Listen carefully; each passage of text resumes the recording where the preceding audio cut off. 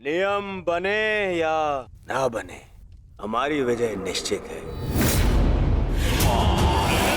इस आत्मविश्वास का कोई एक कारण तो बताओ।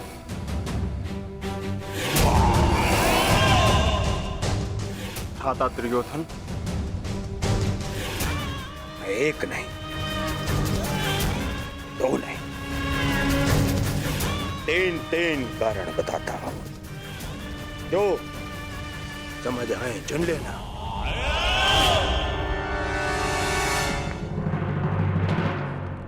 पहला कारण, पितामह भीष्म, जिन्हें इच्छा मृत्यु का वरदान है।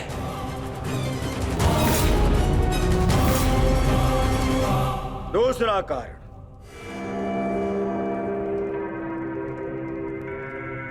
आचार्य द्रोण, जिन्होंने तुम पांडवों को शस्त्र संधान की शिक्षा दी।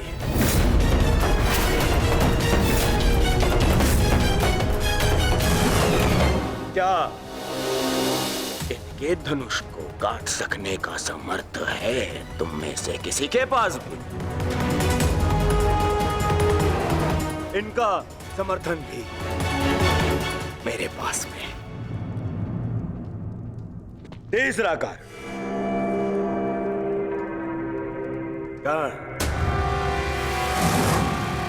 ब्रह्मास्त्र, ब्रह्मांडास्त्र और ब्रह्मशिरास्त्र जैसे अस्त्रों से सज्जित है मेरा मित्र कर्ण, जिसका बाण तुम्हें विजय प्राप्त करने नहीं देगा और जिसका कवच मुझे पराजित नहीं होने देगा।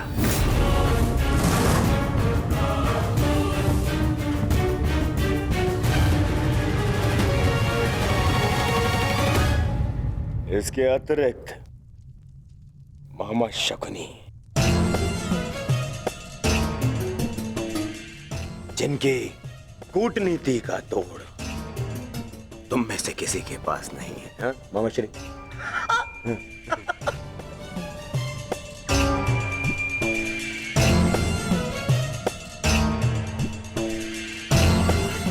भद्रराज शैल्य, नारायणी सेना। अब अरे ये तो 3 से अधिक कारण हो गए, है ना अर्जुन? जिसके पास इतने सारे कारण हो उसे कौन पराजित कर सकता है?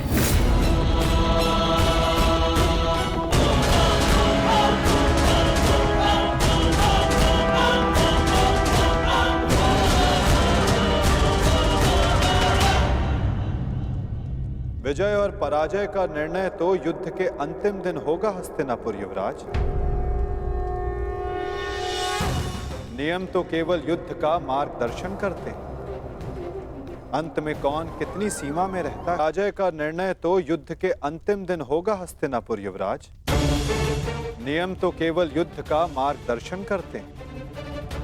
अंत में कौन कितनी सीमा में रहता है और किसे सीमा तोड़ने का दंड मिलेगा, ये तो समय ही बताएगा। उचित है वासुद, परंतु मैंने जो कारण गिनवाए, क्या उसका उत्तर किसी के पास है? अर्जुन, भीम, युधिष्ठिर, किसी के पास उत्तर नहीं है। उत्तर मेरे पास है दुर्योधन।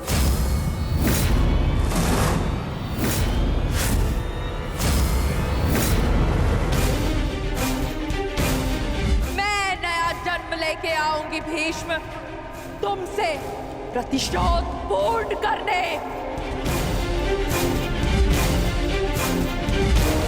देवी अंबा, प्रतीत होता है गांधारी नंदन युद्ध को भी युद्ध समझ बैठे हैं। युद्ध के पासे भले ही किसी एक के संकेत पे पड़ते हो, परंतु युद्ध के पासे कभी भी पलट सकते हैं। उत्तम विचार द्रुपद नंदिनी, परंतु एक बात समझ में नहीं आई। आप यहाँ क्या कर रही है? यहाँ युद्ध के नियम बन रहे हैं, आभूषण नहीं। मेरे आभूषण मेरे अस्त्र है गांधार नरेश। रहा आपके प्रश्नों का उत्तर कुमार दुर्योधन, तो मैं आपको बता दूं कि पांडव पक्ष में आपके हर योद्धा की काट है। तुम्हारे कवच कुंडलधारी मित्र कर्ण का उत्तर है द्रोण शिष्य पशुपतास्त्र धारी कौन्तेय अर्जुन। आपकी अगली सुरक्षा पंक्ति आचार्य द्रोण। तो कदाचित आप भूल रहे हो तो मैं आपको स्मरण करा दूं कि मेरे भाई धृष्टद्युम्न का जन्म द्रोण का वध करने के लिए हुआ है। रही बात आपके प्रिय मामाश्री की, नारायणी सेना की, तो मैं आपको बता दूं स्वयं नारायण पांडवों के मार्गदर्शक है। और शेष रहे आपके कुशल अनुभवी सेनापति गंगा पुत्र भीष्म, तो उन्हें मुक्त करने के लिए मैं स्वयं आप सबके सामने खड़ी हूं।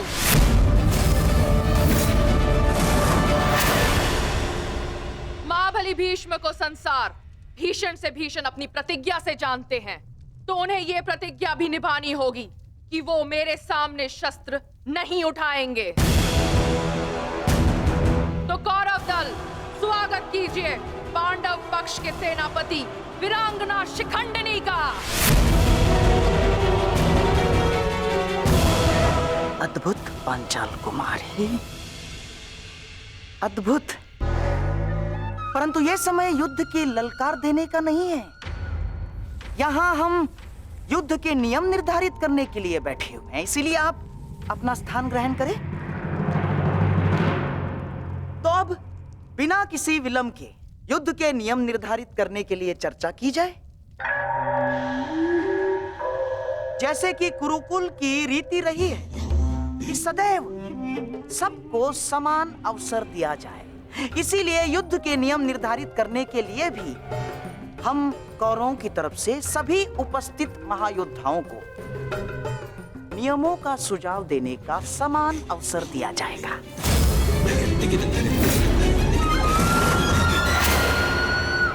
और हाँ, मैं ये जानता हूं कि पांडव पक्ष मामा श्री शकुनी का मुख अधिक समय तक नहीं देख सकते, इसीलिए मैं अपना सुझाव आरंभ में ही दे देता हूं।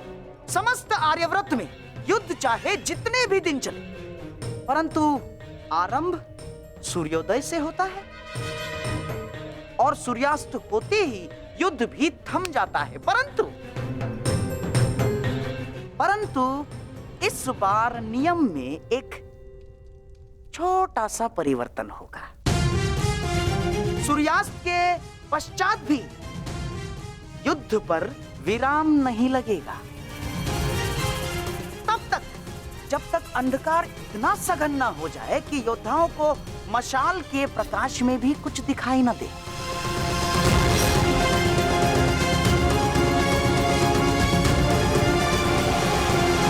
स्वीकार है, परंतु स्मरण रहे मामाश्री, यह नियम सब पर प्रभावी होगा। जब तक अंधकार में मैं देखने में असक्षम ना हो जाऊं, मैं प्रहार करता रहूंगा। और स्मरण तो आपको है ही कि अंधकार में भी अर्जुन अपने लक्ष्य से कभी नहीं चूकता। मेरा भी एक सुझाव है। युद्ध में घायल या लड़ने में असमर्थ या निरस्त्र हुए योद्धा पर विपक्षी प्रहार नहीं करेगा। अति उत्तम मित्र, हमें स्वीकार है। अद्भुत अंगराज, आपका न्याय दर्शन तो सराहनीय है। हमें आपका ये नियम स्वीकार है। समान पद वाले योद्धा समान पद के योद्धाओं से द्वंद्व करेंगे। रथी रथी से द्वंद्व करेंगे, महारथी महारथी से द्वंद्व करेंगे, अश्वरोही से अश्वरोही द्वंद्व करेंगे और गजरोही से गजरोही ध्वंस करेंगे। एक योद्धा केवल एक योद्धा से युद्ध करेगा। गुट बनाकर कोई भी किसी एक पर आक्रमण नहीं करेगा। किसी के पीठ पीछे कोई प्रहार नहीं करेगा।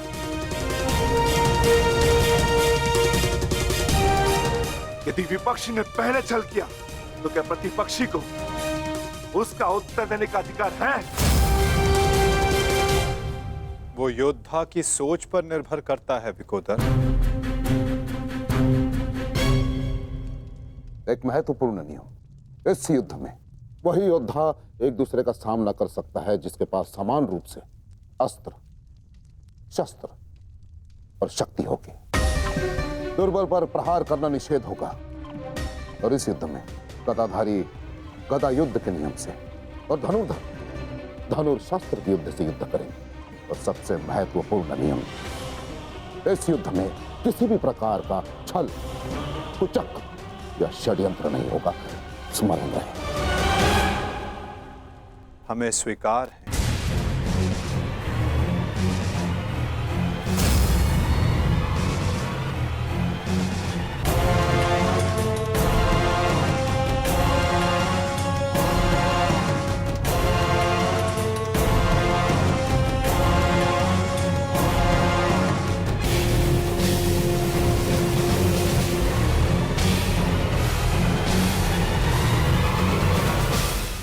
युद्ध के सारे नियम निर्धारित हो चुके हैं, परंतु अभी भी पांडव पक्ष से मुझे एक छोटी सी समस्या है।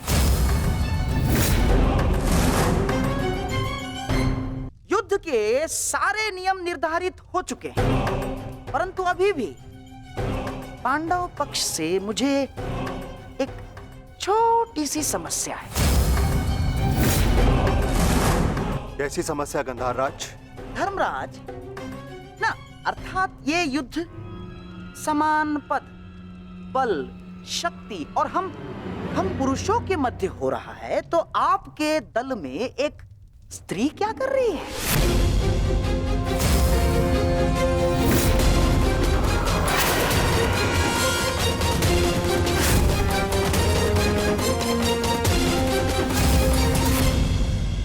ना, पुरुषों के युद्ध में एक स्त्री का भाग लेना युद्ध के नियमों के विपरीत है धर्मराज। ये नियम आप जैसे द्रुत पुरुषों ने बनाए हैं, जो स्त्री को तुच्छ मानते हैं, केवल वस्तु मानते हैं। शिव शिव शिव शिव शिव शिव शिव शिव, ये क्या कह रही हैं आप? ये नियम तो स्वयं महादेव ने बनाए हैं। महादेव, आपको स्मरण है ना, जब देवी पार्वती ने असुरों का नाश करने के लिए माता काली का रूप धारण किया था, तो स्वयं महादेव ने भी उन्हें रोकने के लिए अपने बल का प्रयोग नहीं किया ना, अपितु वो स्वयं माता काली के समक्ष नतमस्तक हो गए। जब स्वयं ईश्वर इस नियम का पालन कर सकते हैं, तो हम तो केवल साधारण मनुष्य हैं। कोई भी पुरुष योद्धा एक स्त्री पर आक्रमण नहीं करेगा, यही युद्ध के आधारभूत नियमों में से एक है। और यदि ऐसे में यानी एक स्त्री को पांडव दल का सेनापति पद दिया जाता है, तो कौरव, बेचारे कौरव तो बिना युद्ध लड़े ही हार जाएंगे। क्या ये अधर्म नहीं है? बताइए। अपने सेनापति के प्राण बचाने के लिए और कोई मार्ग नहीं सूझा आप लोगों को? योद्धा सिर्फ योद्धा होता है, स्त्री या पुरुष नहीं। स्मरण है मां पार्वती, जिन्होंने काली का रूप धारण करके कितने असुरों का वध किया था। हम असुर नहीं है, हम साधारण मनुष्य हैं, मनुष्य, सभ्य मनुष्य। और सभ्य मनुष्य नियमों का पालन करता है। आप सेनापति पद छोड़ दे, यही धर्म है, क्यों धर्मराज?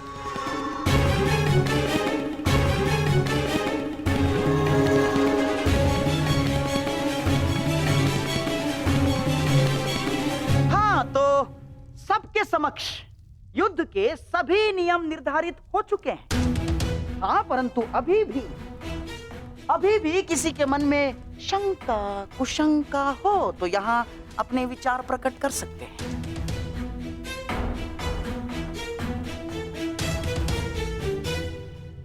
नहीं गांधार राज, इस सभा में बनाए सभी नियम और उपनियम हमें स्वीकार।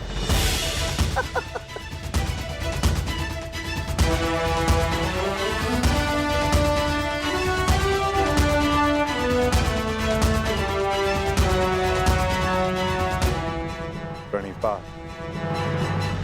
प्रणिपात।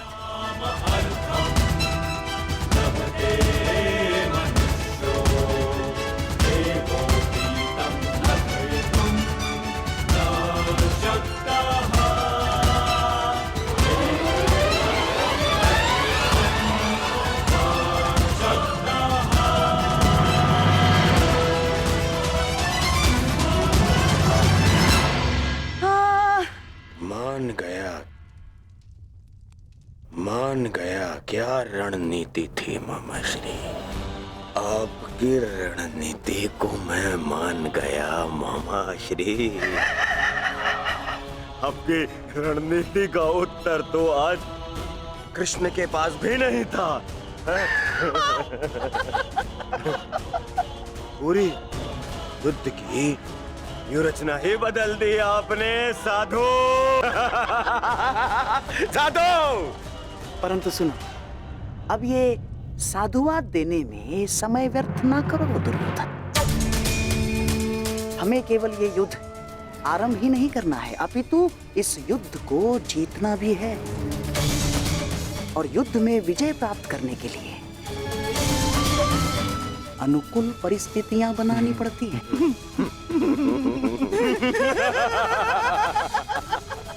बहुत चतुर बन रहे थे ये पांडव, बहुत चतुर।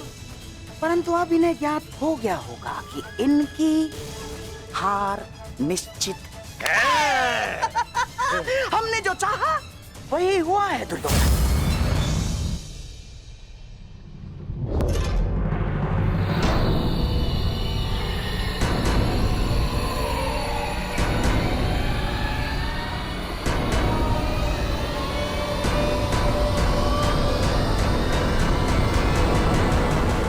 दीना अपनी कायरता गंगा पुत्र। फिर से मौन रहकर तुमने अपने इच्छा मृत्यु के वरदान को लंबा कर दिया। फिर से अपनी दृष्टि झुकाकर तुम्हें लगता है कि तुमने अंबा के प्रतिशोध को झुका दिया।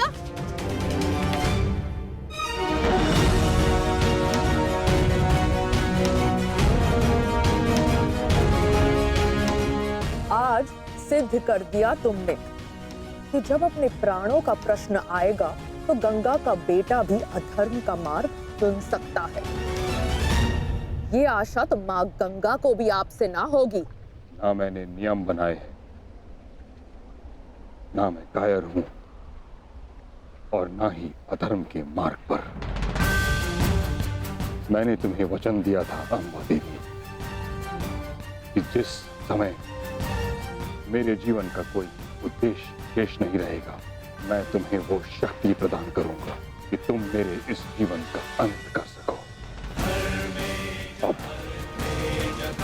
वो समय आ गया है।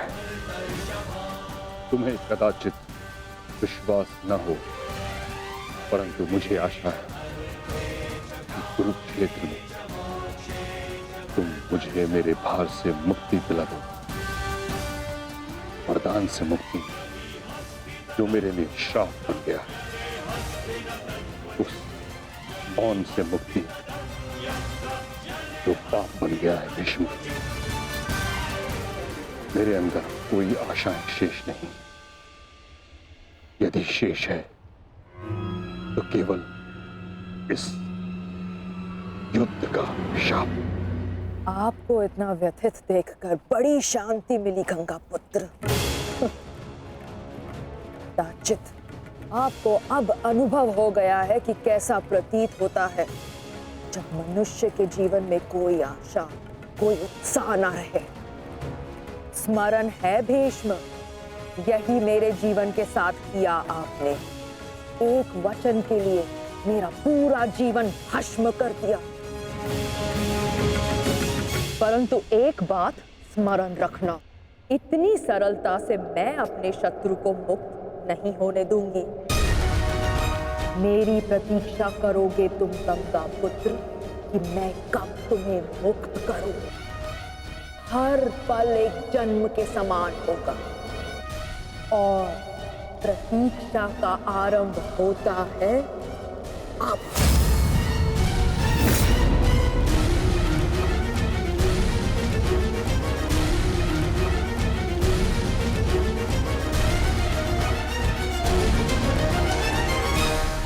मैं उन्हें नहीं छोड़ूंगा जेस, उन्होंने हमारे साथ छल किया है।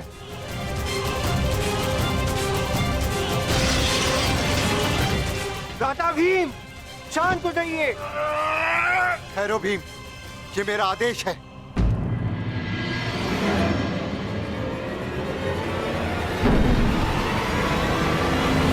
क्रोध केवल तुम्हें नहीं आ रहा है, रक्त हम सबको उबल रहा है।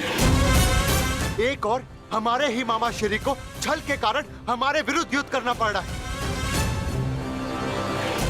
और दूसरी ओर बड़ी ही चतुरता से उन्होंने शिखंडिनी को युद्ध से दूर कर दिया। यह समय क्रोध का नहीं, कर्म का है। इस समय कौरव सेना के पास 11 क्षणी सेना है और हमारे पास केवल 7। इस समय हमें हमारी शक्ति को एकत्रित करना होगा।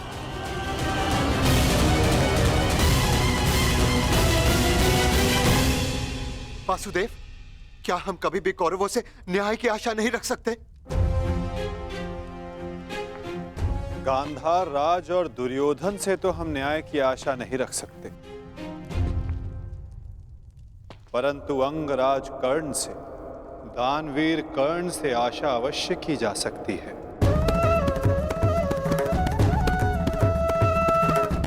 कि वो युद्ध में न्याय का पालन करेंगे, अपने वचन दान का मान रखेंगे। हम सब ने देखा कि अंगराज ने कौरवों के पक्ष में होते हुए युद्ध के लिए कैसे न्याय संगत नियम बनाए। परंतु वासुदेव, वो दुर्योधन के विरुद्ध कभी नहीं जाएगा, और उस दुर्योधन से मुझे न्याय की कोई आशा नहीं। कायरों की भांति हमारी सैन्य शक्ति को छिन्न भिन्न करने लगा है। ज्येष्ठ, बहुत हो गई सभा, बहुत बन गया नियम, अब बस। अब समय आ गया है उस दुर्योधन को उचित उत्तर देने का। ठहरो भीम,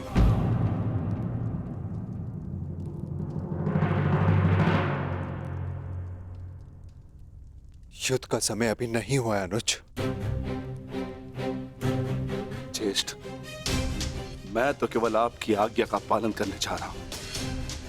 आपने तो कहा था ना कि ये समय अपनी शक्ति एकत्रित करने का है, तो बस मैं वही करने जा रहा हूं। मैं अपने पूरे परिवार को इस महायुद्ध में सम्मिलित करने जा रहा हूं।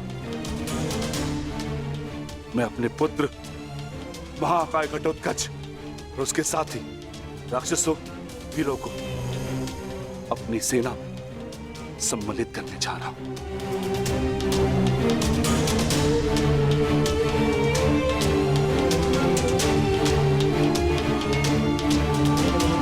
तुम उचित कह रहे हो अनुज, तुम्हें शीघ्र अतिशीघ्र यहां से प्रस्थान करना चाहिए।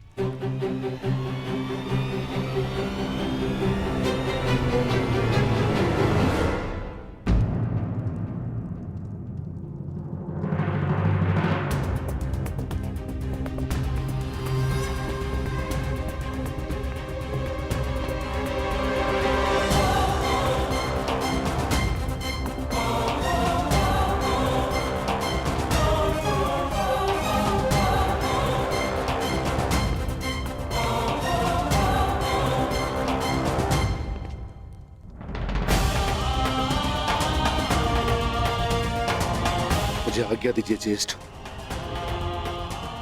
मैं प्रस्थान कर रहा हूं।